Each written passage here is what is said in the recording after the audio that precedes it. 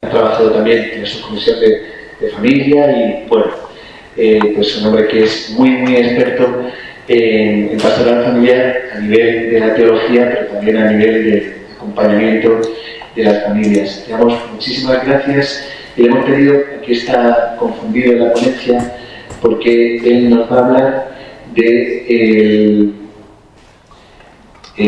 extender la Sagrada del Matrimonio en la Sagrada Escritura. Así que os cuento, vamos a tener la ponencia.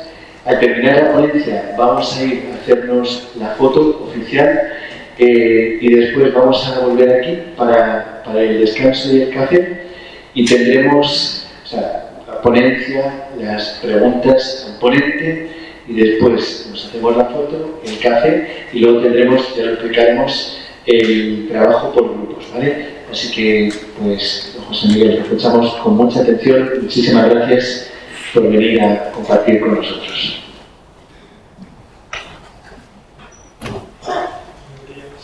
Buenos días a todos, muchas gracias a Miguel. Yo estuve efectivamente 4 años donde él estaba ahora, trabajando desde ya, año 99-2003. Gracias a los señores obispos por contar conmigo y a todos vosotros por vuestra labor de fermentación de la pastoral familiar en nuestras diócesis y en los movimientos tan bonita y que el Señor os premiará, sin duda. Entonces, estamos tratando este documento tan interesante que publicó la Santa Sede, como sabéis, hace 2 años, me parece, y pico, Doctrina de la Fe, a petición de los obispos, más bien de África, que es donde el problema de la poligamia está más extendido. Yo estoy dirigiendo ahora unas cuantas tesis y tesinas de alumnos de África, y en todos sale este tema de un modo recurrente, ¿no? Para la India fue el último que tuve también, de cierto modo. Bueno, pues tienen otros modelos, otras tradiciones de familia con muchos elementos positivos, otros quizá más negativos. Pues bien, en cualquier caso, pues es un documento sencillo, bien claro, muy bien elaborado, y entonces pues me pedían a mí esta perspectiva, más la perspectiva bíblica.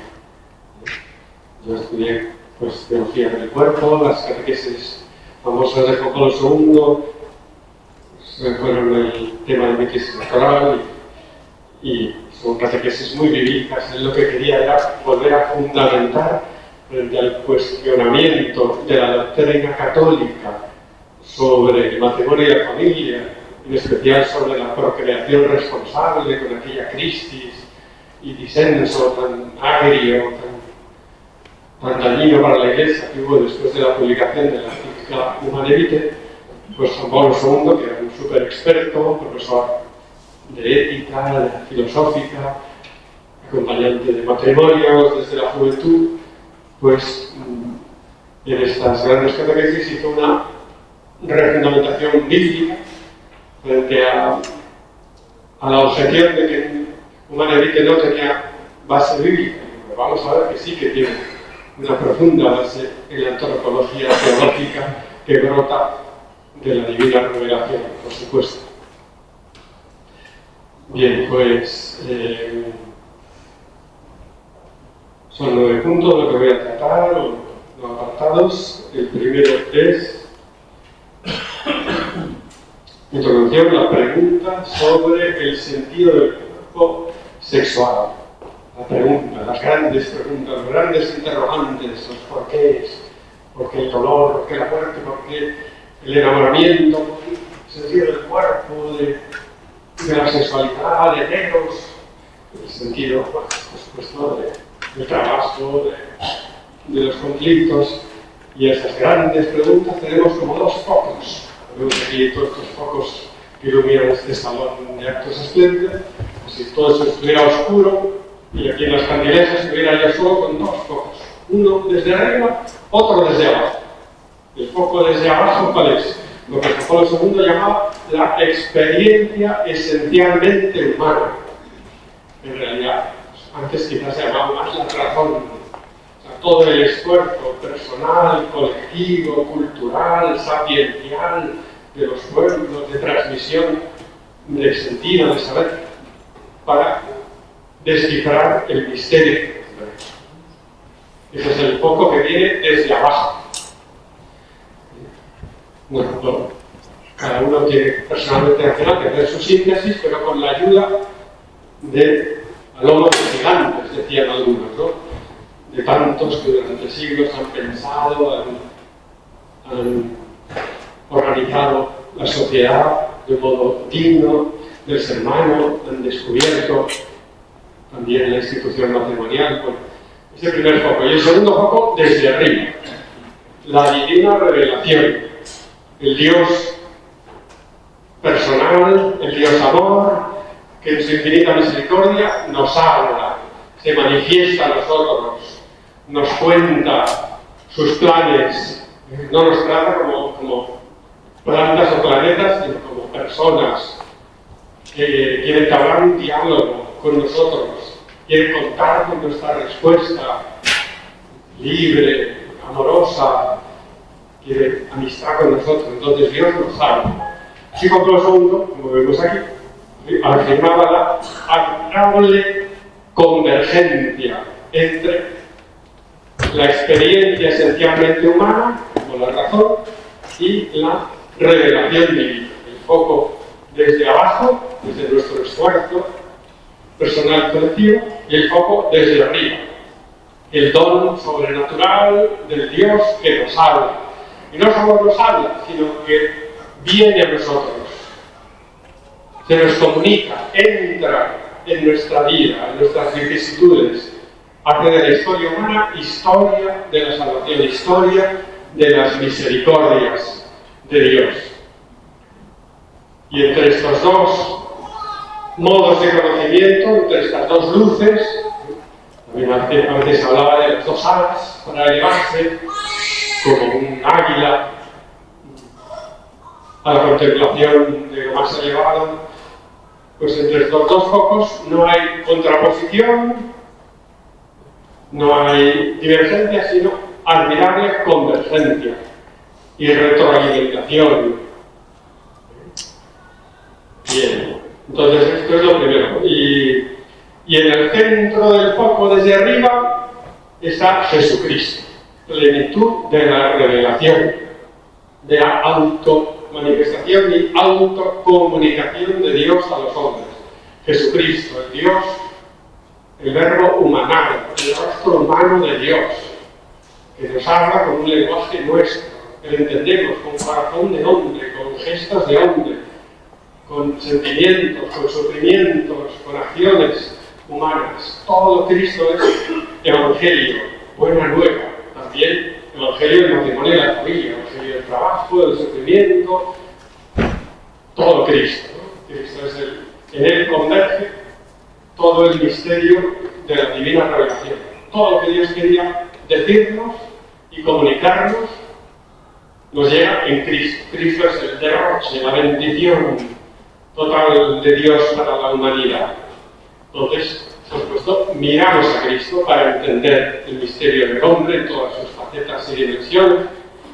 Preguntamos a Cristo para saber el sentido del cuerpo, de la sexualidad, del eros, de la buena atracción, del matrimonio, y Cristo responde. Responde con sus palabras, con su ser, con su presencia, con su misión, porque Cristo es el esposo de la Iglesia, como nos enseña San Pablo, Jesús, Inco. Entonces todo Cristo es evangelio, y también evangelio del matrimonio y la familia. Miramos a Cristo y en él entendemos hasta el fondo de lo que Dios ha querido revelarnos en esta vida terrena y temporal. Ya en el cielo será todo pura contemplación, pero en Cristo Dios nos ha dicho todo lo que quería decirnos, también sobre el matrimonio y la familia. Y lo que nos dice Jesús no se contrapone a lo que experimenta el corazón humano, a lo que anhela lo que ansía y a lo que los pueblos, lo mejor de las civilizaciones, con ellas que no están contaminadas por estructuras venenosas de pecado, nos dicen también, ¿no? La solidaridad de los pueblos, del derecho, de las costumbres, de todas las civilizaciones, en lo mejor que quieren. Y Cristo responde, por eso en las catequesis de la teología del cuerpo famosa de Juan Pablo II empezaba con la remisión al principio. Preguntamos a Cristo, y Cristo remite al principio. Cristo nos dice, recordáis el diálogo del Padre Mateo 19 con los fariseos sobre el libelo de repudio, el divorcio que Dios permitió en su condescendencia por la dureza del corazón a los israelitas. Y Cristo dice, al principio, aparecéis, es el original griego de está escrito en los evangelios, al principio no fue así. Entonces Cristo, la pregunta capciosa, la trampa que le hacen, pues, como tantas veces los fariseos, que eran tan civilinos, tan retorcidos, le dicen, bueno, pues sí, tú eres muy misericordioso con los pobres, los enfermos, los pecadores. Y nosotros nos damos cuenta de que la ley del libelo de repudio es muy discriminatoria para la dignidad de la mujer. A ver si te atreves tú a llevar la contraria a Moisés. Y te acusaremos, por supuesto, de blasfemo y de hereje y todo eso. Y entonces Cristo se atreve a llevar la contraria a Moisés, no caprichosamente, sino apelando al plan originario de Dios, que esa pedagogía de Dios ante una humanidad entumecida, embrutecida por el pecado, pues permitió algunas cosas, algunas fórmulas morales limitadas en orden a una evolución cuando llegara el Mesías Salvador. Entonces Cristo dice, al principio no fue así, se acabó el libelo de repudio. El plan originario de Dios es un hombre y una mujer, varón y mujer los creó, a su imagen y semejanza, plasmó ahí el nosotros divino, que queda en el nosotros de la comunión conyugal, y Dios ha querido el matrimonio como íntima comunión de vida y amor conyugal. Gaudium et Spes 48. Dios es el autor del matrimonio, no son los parlamentos, ni los grandes sociólogos o psicólogos, no. El autor, Dios mismo, Dios creador. ¿Cuándo inventó Dios el matrimonio? En el momento en que formó al ser humano en la diferencia sexual, varón y mujer, a su imagen y semejanza, con una dignidad y una condición personal, sujetos, conscientes, libres, capaces de amar, de secundar el querer, la voluntad de Dios. En ese momento Dios instituyó el matrimonio. Por tanto, ese principio del que hablaba Jesús no está en la noche de los tiempos, en la arqueología para que lo estudien los especialistas, no. Ese principio está grabado en nuestra humanidad, en nuestro cuerpo, en nuestra masculinidad y feminidad, en nuestro corazón, en nuestros deseos más hondos. Ahí está grabado. Admirable convergencia entre revelación divina y experiencia esencialmente humana. Las experiencias originarias. Bueno, aquí traigo un texto de este documento, del Digisterio, el proyecto original del creador, válido para toda la humanidad, por tanto, con un valor normativo y universal, al que mismo Jesús se refiere utilizando la expresión al principio. El hombre y la mujer están llamados al matrimonio en una relación única, personal, plena y duradera, en una alianza exclusiva de vida de amor, prioritaria con respecto al mismo vínculo social de la sangre. Dejará el hombre a su padre y a su madre. A veces hay matrimonios que lo cortan con la suegra o con el suegro, hay que explicarles, oye, Dios dijo, dejará el hombre, hace el favor de cortar, con todo cariño, con los abuelos, pero hay que cortar. Perdón, esto era muy piso de broma. Pero es verdad, así. Entonces Juan Pablo II hablaba de las experiencias originarias, o básicas, o fundantes, que todos tenemos. Y dice que esas experiencias coinciden, por supuesto, con lo que Dios nos revela, son las primeras y más básicas formas de autocomprensión del hombre. ¿Cuál es la primera experiencia que todos tenemos? Pues la experiencia filial, obviamente. Antes de empezar a hablar, cuando estamos ahí en la cuna o en brazos de papá y mamá, pues lo primero que experimentamos, yo soy amado, yo soy cuidado por papá, por mamá. Por tanto, mi vida tiene valor, tiene sentido. Me aman incondicionalmente, con ellos estoy seguro. Experiencia filial. Y ahí brota luego la respuesta, ¿cuál es? La gratitud, la honra, el imperativo de la honra. Y después descubrimos que mis padres no son la fuente última de paternidad, sino que es Dios, honra a Dios, y que nosotros son hermanos, son también hijos amados y merecen honra, tienen también un valor absoluto, una dignidad sagrada. Bueno, pero luego hay otras experiencias, muchas otras, básicas, originarias, fundantes, y Juan Pablo II en estas catequesis de la teología del cuerpo se fija en tres. Dos del orden del principio, que son la experiencia, ahí está, de soledad, de desnudez y de soledad.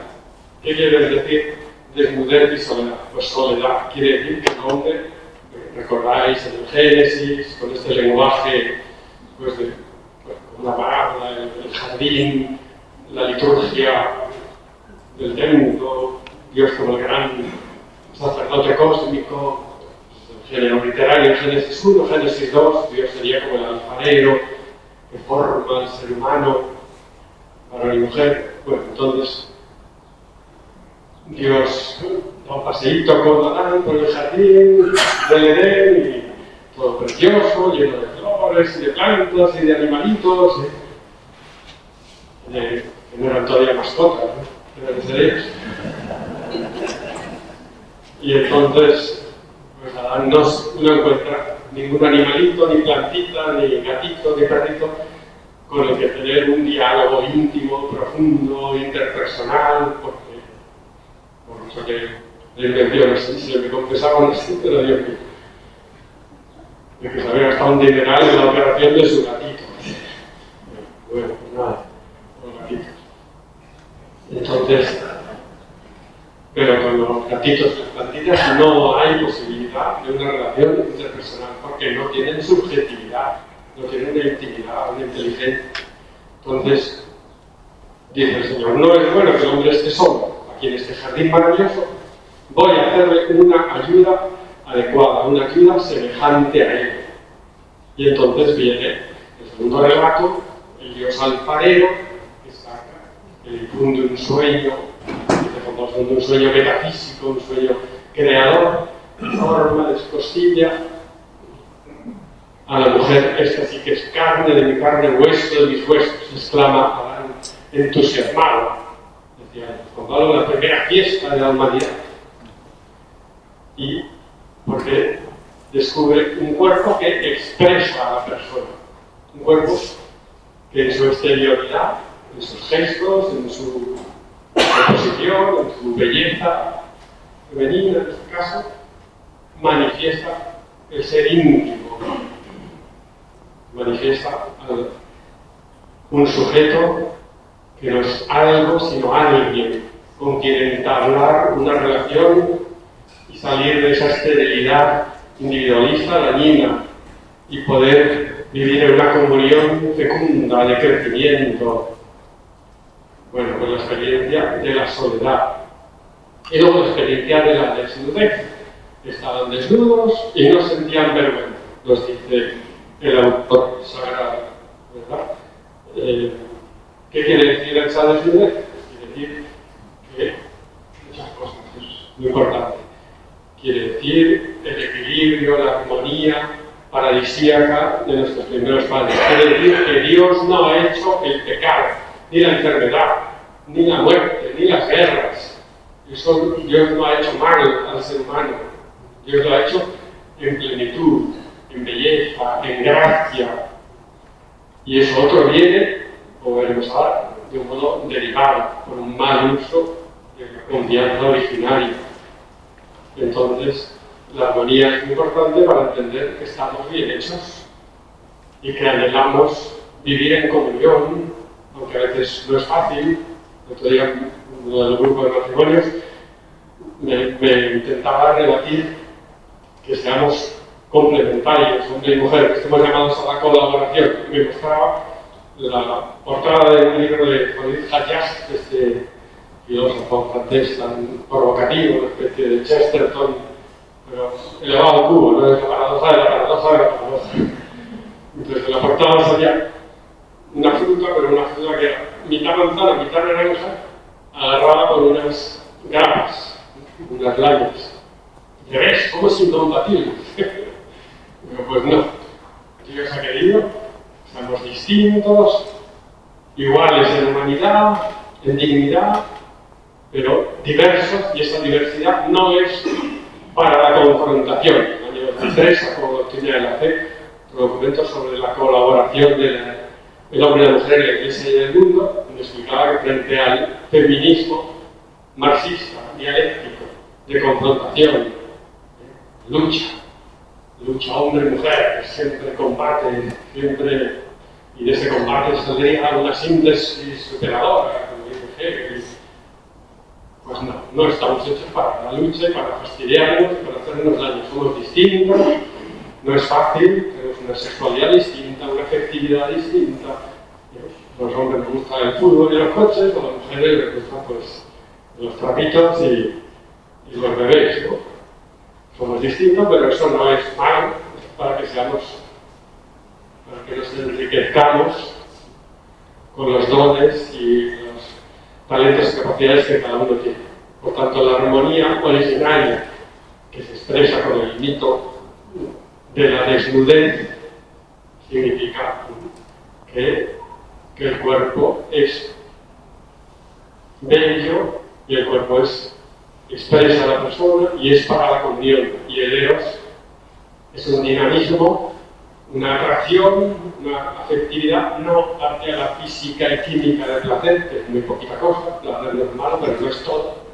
No hacia la pirotecnia de emociones, de emotivismo, las emociones están bien, pero cuando las encauces explota todo, sino para formar un hogar, una comunión. Ese es el sentido de la promesa divina del eros inscrita en el dinamismo de nuestro corazón.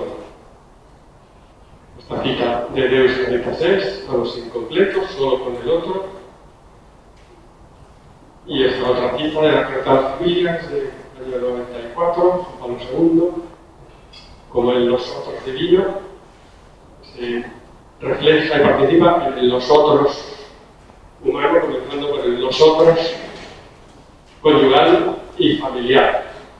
Y como la Santísima Trinidad, esa familia, esa comunión de amor infinito y eterno, se plasma también, se refleja como un destello en la familia humana. Bien, hablando de la Biblia, también en estas catequesis, como es lógico, acomete dentro del ciclo quinto sobre el sacramento, la alianza, pues hay unas cuantas catequesis sobre el libro de Tobías, otras sobre los profetas y otras sobre el libro del Cantar de los Cantares, que es un poema bíblico, poema de amor humano, de los cantos del novio, como muy metafórico y muy efusivo. Juan Pablo II hace una lectura de esas imágenes poéticas en clave personalista. Aquí tengo esta cita de Boris Leticia, también pues como el rostro, el otro, en todo momento, me desvela el misterio de la persona. Y aquí tengo, pues, somos honestos y sinceros al indagar nuestra propia experiencia de veras del amor-enamoramiento, descubrimos estas dimensiones. No solo emoción y placer, sino mucho más. La unicidad del otro, hermana, amiga, esposa, jardín cerrado, fuente sellada, esas imágenes del Cantar de los Cantares y de tanta literatura poética maravillosa de todos los pueblos, ¿no? Bien, una tercera experiencia que analiza Juan Pablo II en estas catequesis de la teología del cuerpo, en el segundo ciclo. El primer ciclo es la revisión al principio, el segundo ciclo es la revisión al corazón, porque para entender el misterio del hombre, del matrimonio, del cuerpo, no basta con saber el plan originario de Dios, creador, escrito en nuestra humanidad con una gramática y un lenguaje permanente y normativo, sino que hay que ver cómo está mi corazón, cómo están mis afectos.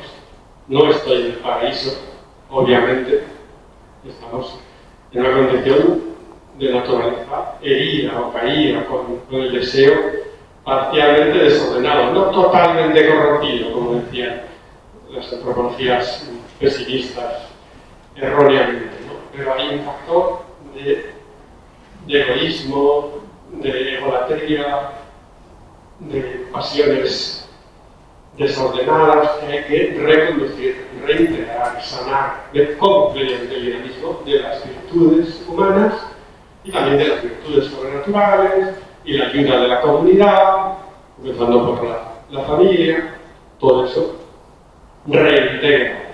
Entonces la vergüenza que sintieron Adán y Eva significa pues, que estamos enfermos, parcialmente enfermos, divididos, y que hemos de tener cautela y un esfuerzo y una actuación inteligente para recuperar esa inocencia original, para volver al proyecto que Dios soñó para la humanidad. Bueno, pues, dice el Papa Juan Pablo II, perdón que le cite más a él, pero es el que yo más he trabajado. Pero intento buscar la continuidad de los, por supuesto, los papas anteriores y siguientes, y todo el magisterio y la tradición de la Iglesia.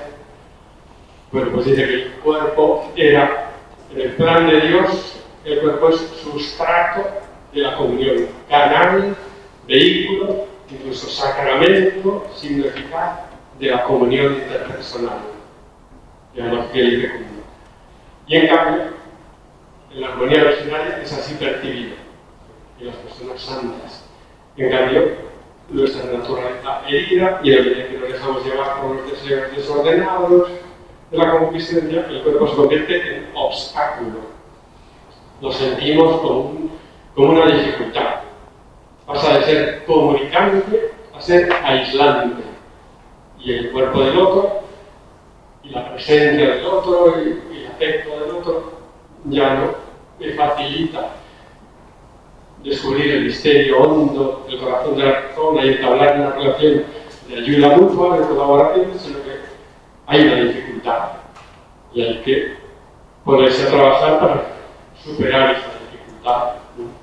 Aquí hablo de 3 doctrinas erróneas que han tenido una influencia fortísima a lo largo de la historia de las civilizaciones. El puritanismo ha sido la que ha prevalecido hasta la época prácticamente de nuestras madres o abuelas. Todo el sexo era pecado, todo era prohibido, todo era sucio, todo era dañino, demoníaco, lo que sea.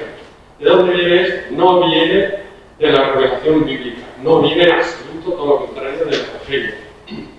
Viene de concepciones, antropologías, teogonías, cosmogonías, o sea, origen del mundo, origen de los dioses, dualistas. El origen del cosmos sería un combate entre dioses, el dios bueno, el dios malo, la luz y las tinieblas. Y el cuerpo humano sería una caída primordial. Quedamos enterrados, como consecuencia de ese combate, en un cuerpo animal, no personal. Entonces toda la estética, toda la ética es liberarme del cuerpo, liberarme de los deseos. Los deseos son malos. Frente a eso, pues tenemos la doctrina bíblica y ve a Dios que era muy bueno. Por tanto, no es malo el cuerpo, no es malo el deseo, no es la fuente del mal. La fuente del mal es esa puesta en duda del don originario, de la paternidad de Dios, la desconfianza del comienzo. Y luego el verbo encarnado. ¿Cómo va a ser malo el cuerpo? ¿Cómo va a ser malo el corazón? Lo decía recientemente la Virgen Juan Pablo II, lo repetía el Papa en la, no sé si era Diexite o Diexite, una de las dos. Decía, pues, una de las últimas, la última gran doctrina puritana y rigorista fue el jansenismo, que arrasó en Europa en los 17, 18, 19. Pues el jansenismo, frente al jansenismo, ¿Dios qué hace? Pues las revelaciones del Sagrado Corazón de Jesús, la Santa Margarita María de Torre. ¿Cómo va a ser malo el corazón y los afectos si Cristo tuvo corazón?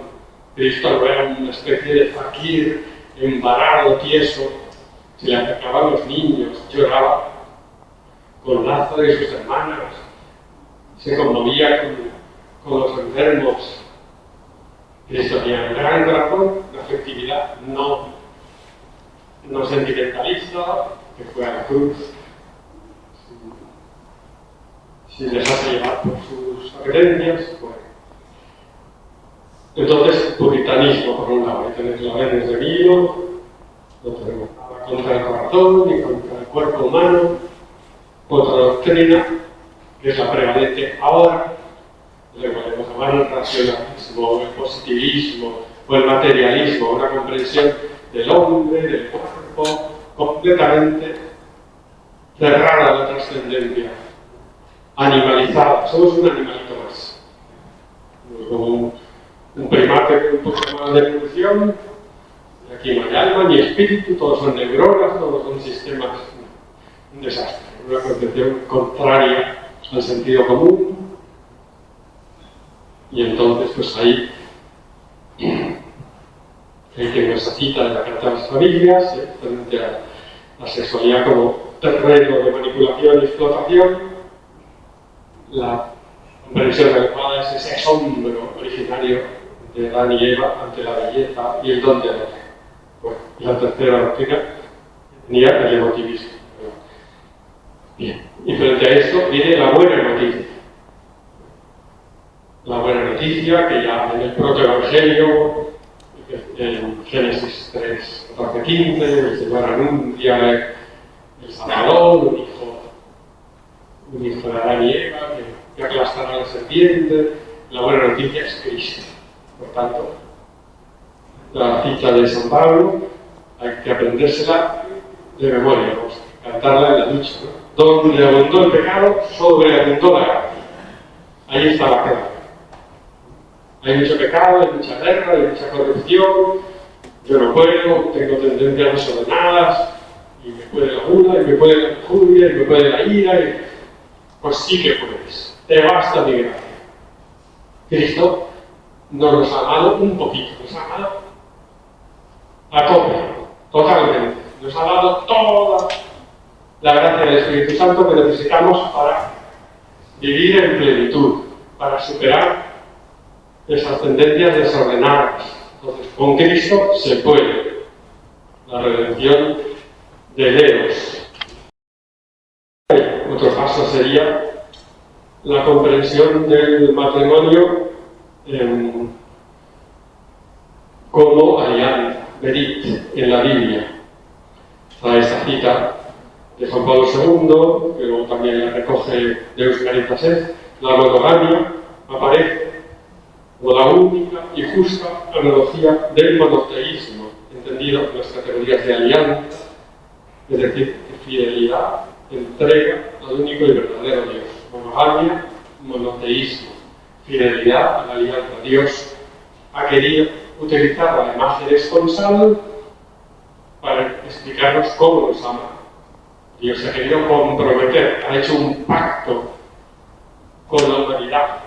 Nos ha hecho no solo hijos suyos, sino socios suyos.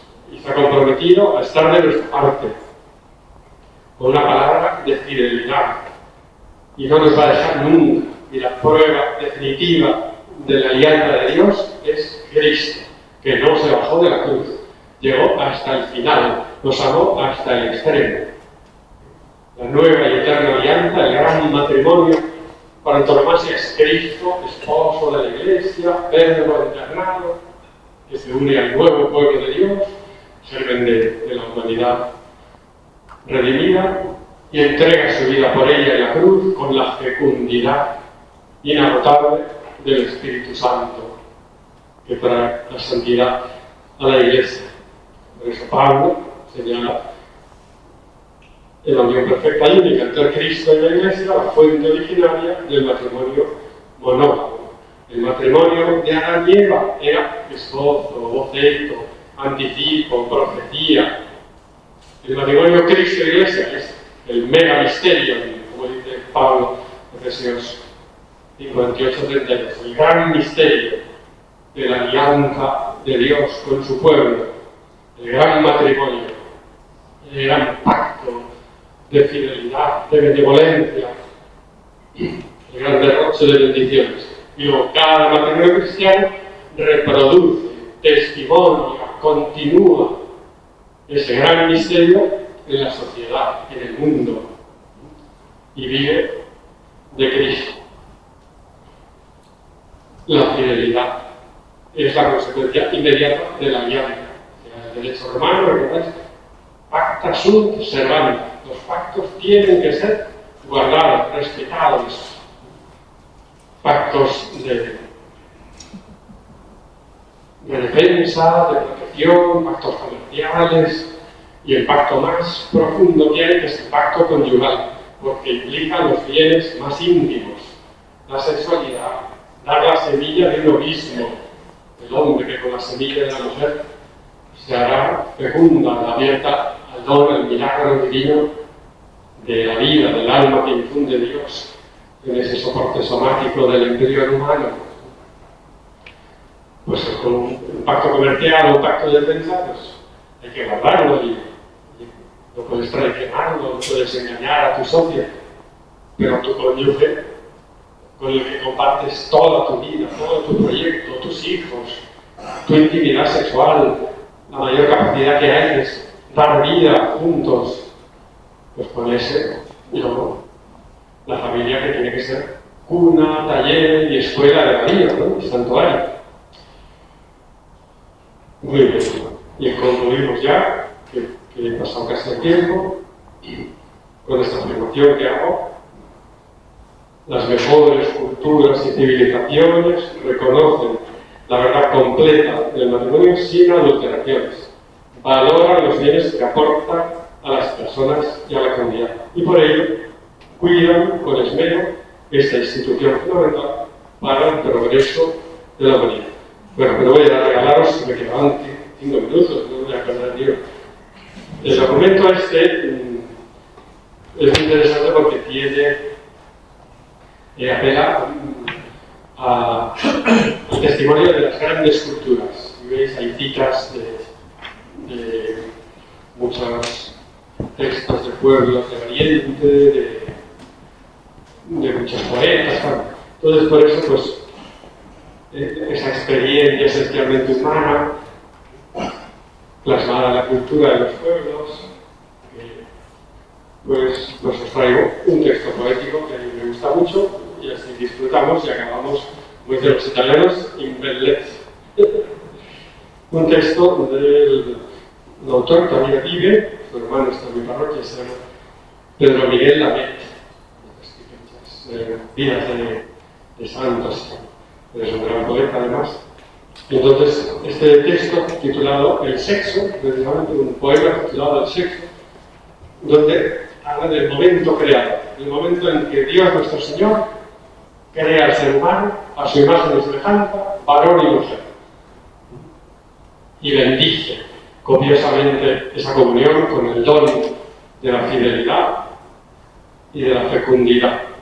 Entonces, este texto, veréis, no lo leo entero, recorto un poco, es muy largo, pero contiene poderosísimas metáforas cósmicas de este acontecimiento culminante, el sexto día de la obra del Hacedor del ser humano, formado varón y mujer a su imagen y semejanza. Leo este poema. 2 minutos.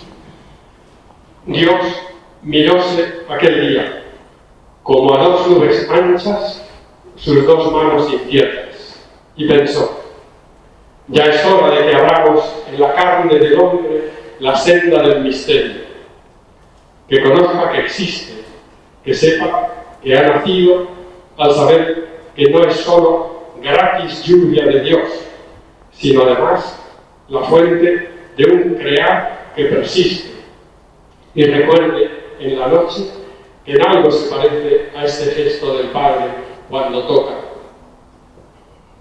Apalabró enseguida el ímpetu del viento por concitar la fuerza, atrajo a un río consigo por copiar las estrellas, y sacó de la gruta la oscuridad sin límite, viajando en pos del mar. Saltó hacia una montaña, la despojó de su nieve y absorbió de la tierra borbotones de fuego.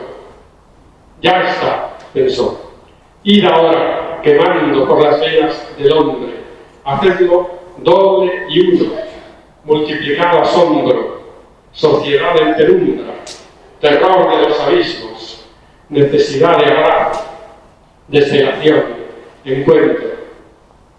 Se cruzaron los cuerpos y supieron entonces su índole primera, su ser alma con el gozo sentido de la otroidad. Yo soy yo, dijo él. Yo soy yo, dijo ella. Eran, sin conocerlo, pequeños dioses tímidos. Y vio Dios que aquel fuego, desde el alto volcán, inundaba la hora, tornaba encabritado, para colmar el valle de una paz imposible. Un hogar emergía revestido de luna. Eran todo en todo. Él y ella, mirándose, vidriosos, por detrás de una lágrima, se asomaron al mundo que había recién nacido, dijeron: Dios existe.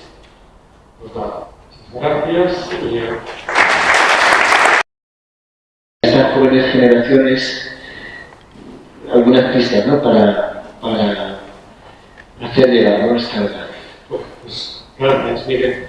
Pues obviamente, como todos sabemos, esto se transmite sobre todo desde el testimonio de vida. Eso es lo primero y fundamental.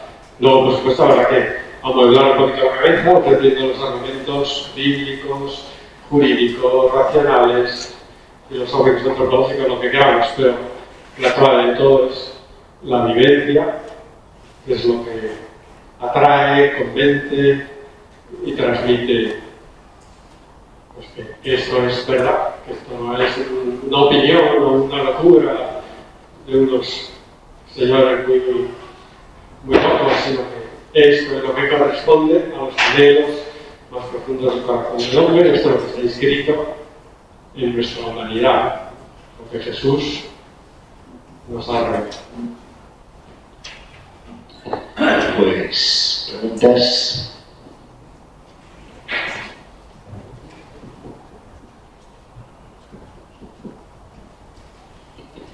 Una pregunta de reflexión a lo que hemos escuchado.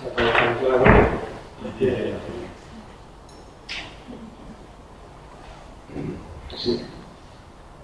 Hola, Esteban de Zaragoza. Gracias por la ponencia, ha sido realmente muy clarificadora, muy bien expuesta y preciosa. Has dicho, lo primero que has comentado, que esto no se puede hacer si no es desde la experiencia personal, desde el testimonio personal. Nosotros tuvimos la suerte de estar con tu hermano pequeño en el máster que cuidaba de nuestros hijos.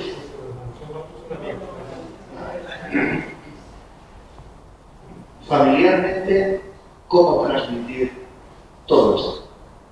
Dices que desde el testimonio personal, pero desde la familia, ¿cuáles son los pasos, cuáles son las claves para que uno vaya moviendo la cabeza en función al plan de Dios?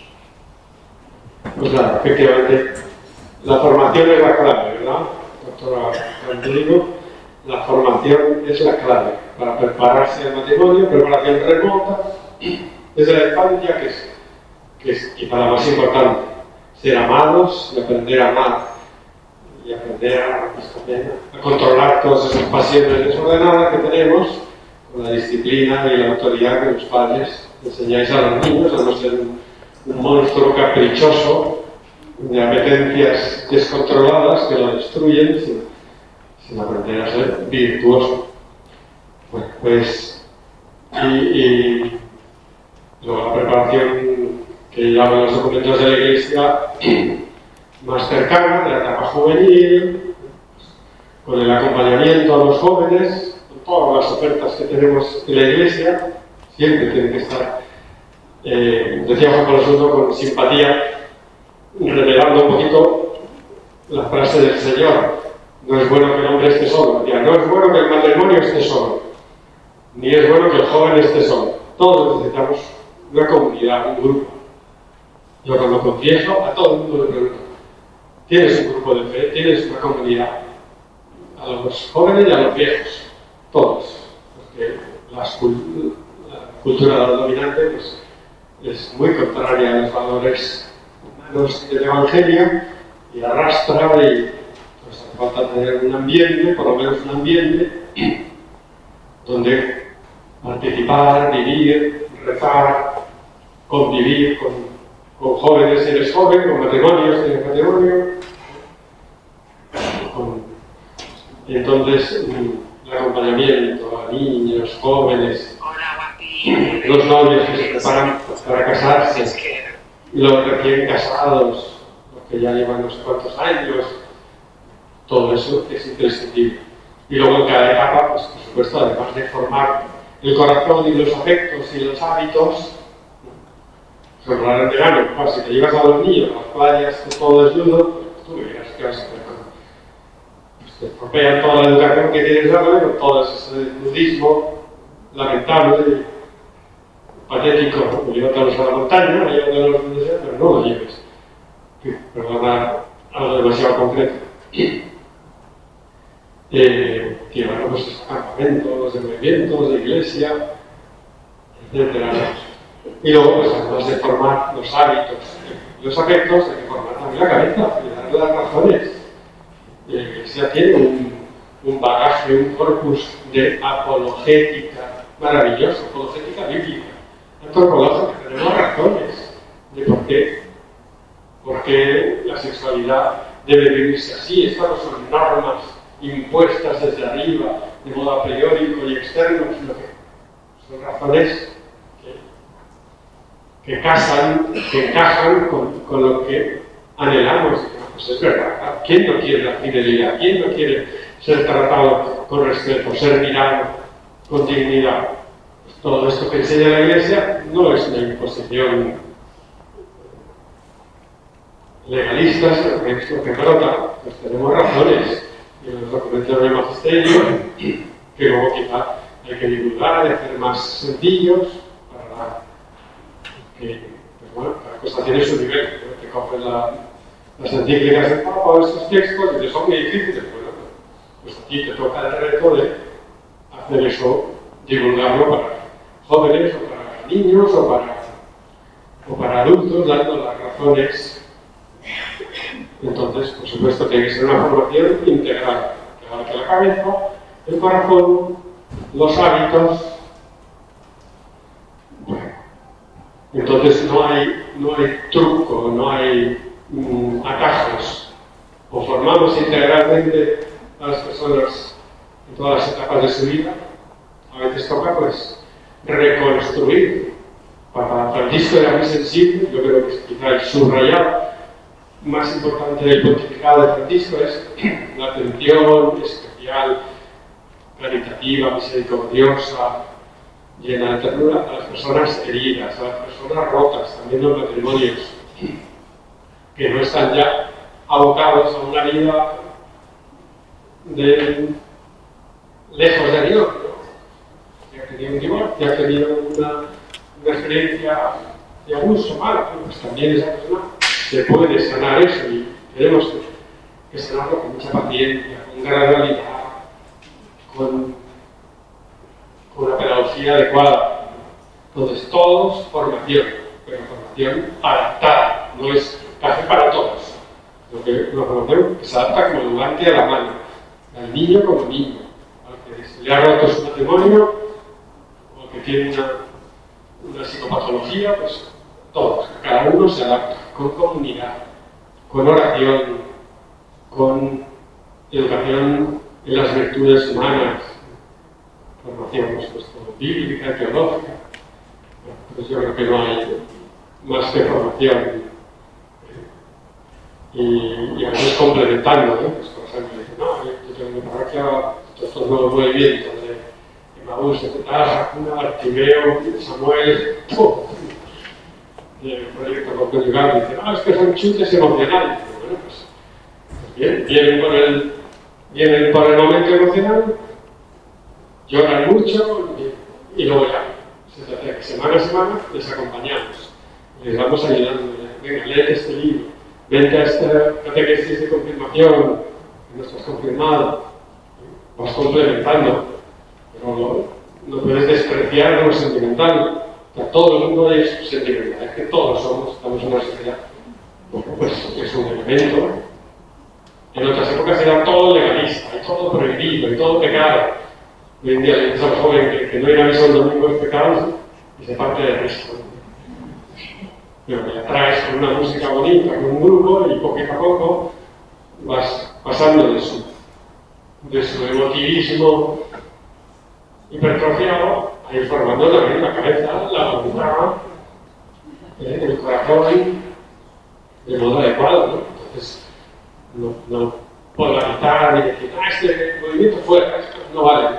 Aprovecha lo que tienen de bueno y vamos a complementar, y ese es el reto que tenemos. Como puedas, con acompañamiento personal, con grupos, ya como se pueda.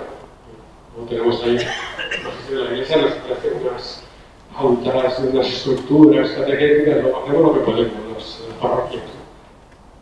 Muy bien, gracias. Voy a hacer una pregunta un poco complicada, pero entonces, desde mi punto de vista, si la mayoría de la creación que es la creación efectivamente, como que el matrimonio hay, creando esa unión entre los de la creación insoluble que la aportación de compromisos de los señores, perturbado un poco por el pecado y restaurar a Cristo y su entrega a la iglesia, se entrega más pura, más sublime y más infinita, ¿no? Dentro de esa entrega está el matrimonio de María y José, que es imagen fea de esa entrega, imagen fea de esa entrega de restaurar a Cristo.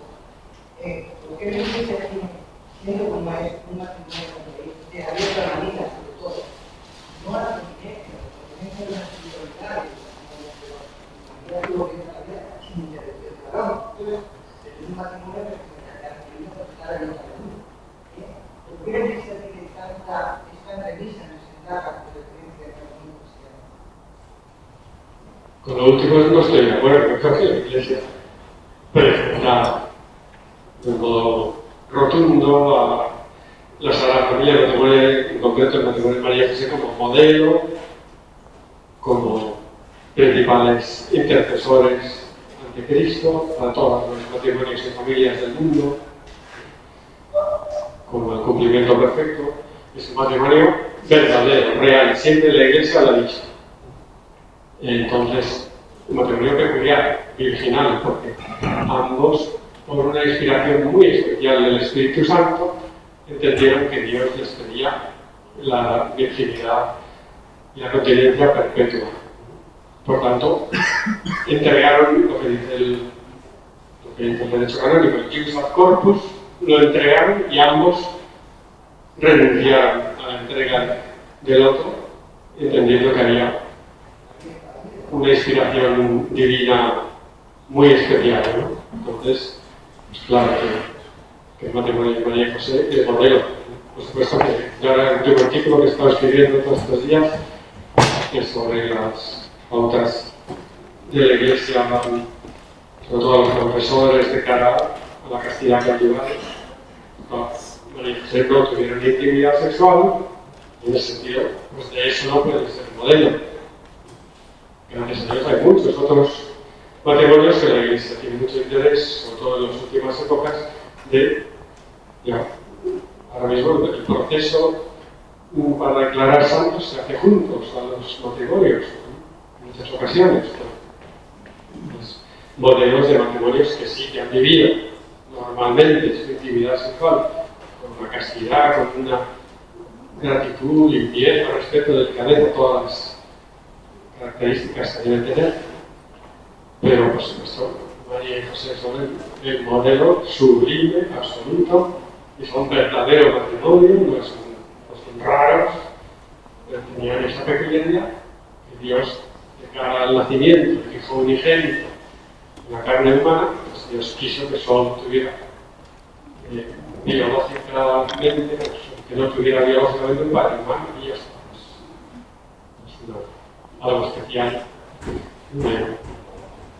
Una pregunta más. Aquí. Paco. ¿Se oye?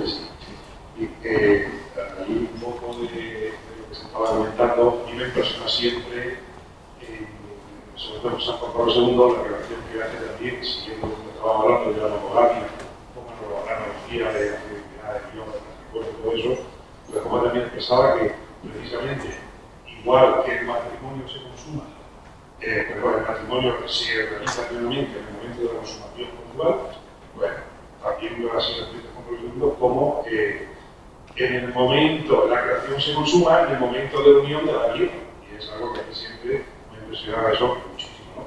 Y bueno, la pregunta que quiero hacer es, referido a, me ha gustado muchísimo la conclusión, es si verdaderamente tenemos, o por lo menos cualquier persona con sentido común tiene claro que las mejores culturas y civilizaciones reconocen en los matrimonios que perduren, que los hijos tengan unos padres estables, que no se separen, que no se divorcien, que hayan familias en donde posible la verdadera escuela, no solo de amor, que verdaderamente se ve, sino también como pues, escuela de sociabilidad, de poder relacionarse con la sociedad, todo eso.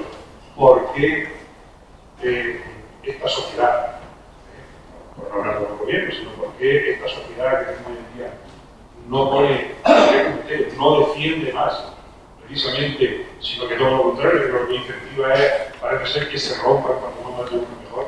¿Por qué no incentiva esto es que los matrimonios pues, se protejan, que reúnen lo más posible, que los padres tengan hijos, que no vivimos en una crisis demográfica tan profunda en la literatura? ¿Por qué creen que hay en el fondo de todo eso para que tengamos esta civilización que no defiende lo que todos consideramos que es sano y bueno y precisamente lo que puede fortalecer a esta sociedad? Pues efectivamente todos entendemos muy bien, y lo han dicho los papas, pues que estamos en una civilización enferma, decía Juan Pablo II en la Carta de las Familias del 94, que no reconoce la verdadera persona, su dignidad, la del matrimonio y la familia. Y eso es un reto muy grande. Tampoco vamos a echar la culpa solo a los gobernantes. Seguramente recordáis la parábola de la cizaña. Señor, ¿cómo ha ocurrido que de repente el campo esté lleno de semillas venenosas? Y entonces el Señor responde, ha sido el enemigo, ha sido una venganza del enemigo. Ha ocurrido mientras dormías. Mientras los cristianos estábamos muy dormidos en el consumismo, en la comodidad, en la mundanidad, pues el demonio no estaba dormido. Entonces, en la medida en que los cristianos despertemos, quizá con minorías creativas, como solía decir Benedicto XVI, no nos toca a nosotros cambiar la ONU ni las leyes, los que estemos aquí, pero poquito a poco ir cambiando los ambientes, ir descontaminando las comunidades, y poquito a poco se irá cambiando y se irá revirtiendo lo que parecen pues, leyes del aborto, de la eutanasia, de la ideología de género, del divorcio, y que ya nunca vamos a cambiar. Pues no, todo eso se puede revertir con un esfuerzo de cambio cultural, de cambio social, de nuevas generaciones, con lo cual, pues, un gran reto y una gran esperanza, porque donde abunda el pecado, vale.